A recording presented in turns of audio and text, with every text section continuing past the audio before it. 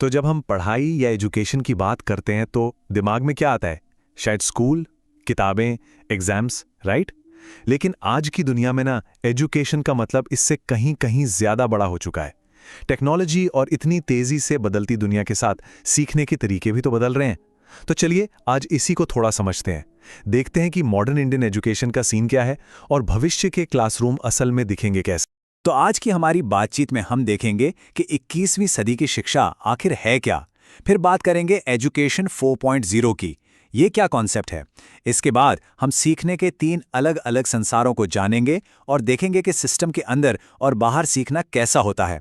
और आखिर में सबसे ज़रूरी सवाल कि भाई हमेशा कुछ ना कुछ सीखते रहना इतना ज़रूरी क्यों हो गया है।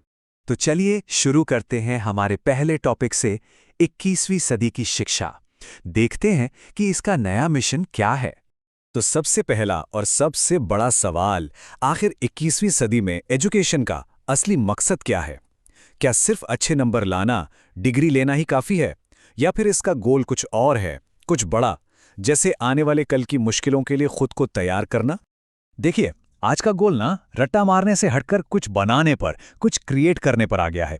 अब मकसद है ऐसे प्रॉब्लम सॉल्वर्स और डिसीजन मेकर्स तैयार करना जो मुश्किलों से घबराए नहीं। उन्हें ज़रूरी लाइफ स्किल सिखाना, उन्हें ये सिखाना कि अलग अलग तरह के लोगों के साथ मिलकर कैसे काम किया जाता है। और हाँ, सबसे ज़रूरी, हर किसी के अंदर एक एंटरप्रेन्योर वाली सोच पैदा करना, चाहे वो किसी भी फील्ड में हो। मतलब फोकस अब क्या सीखा से ज़्यादा सीखे हुए को इस्तेमाल कैसे करना है पर है। तो अब सवाल यह है कि इन नए गोल्स को अचीव कैसे किया जाए। इसके लिए चाहिए एक नया फ्रेमवर्क, और यहीं पर एंट्री होती है एजुकेशन 4.0 की। ये एक ऐसा कॉन्सेप्ट है जो सीखने और असल में कुछ करने के बीच के गैप को, उस खाई को भरता है।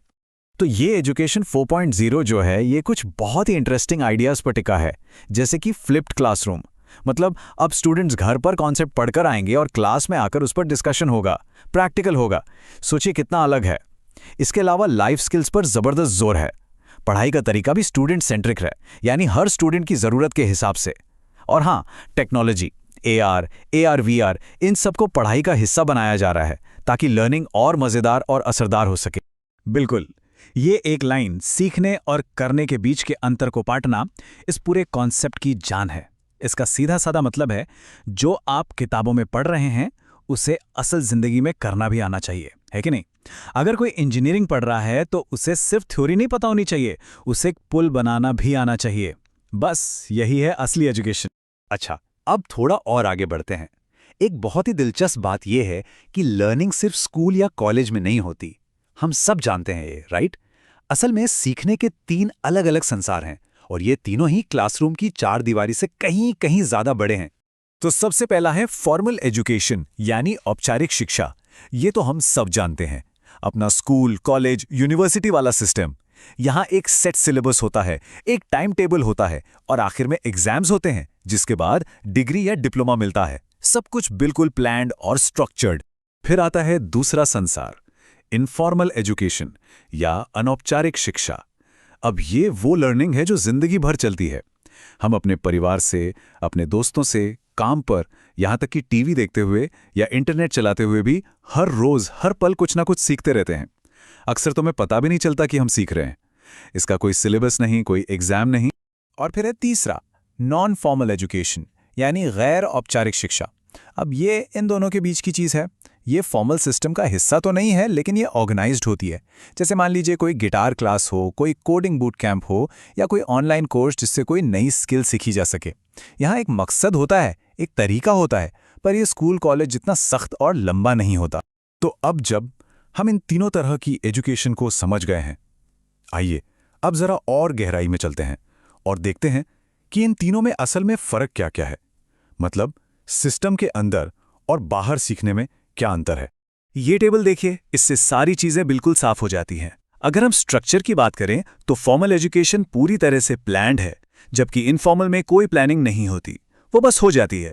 और नॉन फॉर्मल वो इन दोनों के बीच में है, प्लान्ड है लेकिन फ्लेक्सिबल। एक और चीज़ देखिए, सर्टिफिकेट। फॉर्मल में तो डिग्री डिप्लोमा पक्का मिलता है, इनफॉर्मल में इसका कोई सवाल ही नहीं उठता, और नॉन फॉर्मल में मिल भी सकता है, नहीं भी। जाहिर है हर सिस्टम के अपने प्लस और माइनस पॉइंट्स हैं। और अगर हम सिर्फ फॉर्मल और इनफॉर्मल एजुकेशन को देखें तो इनके बीच सबसे बड़ा फर्क पता है क्या है? इरादा। जी हाँ, इंटेंशन। फॉर्मल एजुकेशन में हम जानबूझकर एक इरादे के साथ कुछ सीखने जाते हैं। एक टीचर होता है, एक क्लास होती है। जबकि इनफॉर्मल एजुकेशन तो बस होती रहती है हमारे आसपास, हमारी जिंदगी में, अक्सर बिना हमारी कोशिश के, बिना हमारे जाने।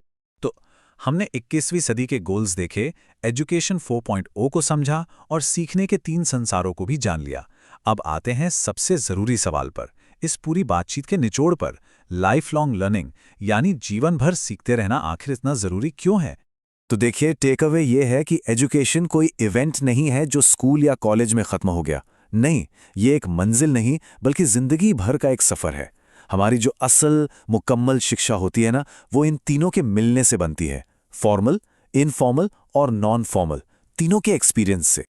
और जाते जाते एक सवाल जो हम सबको सोचना चाहिए, हमारी अपनी जिंदगी में जो भी हमने आज तक सीखा है उसका कितना हिस्सा स्कूल कॉलेज की दीवारों के बाहर से आया है?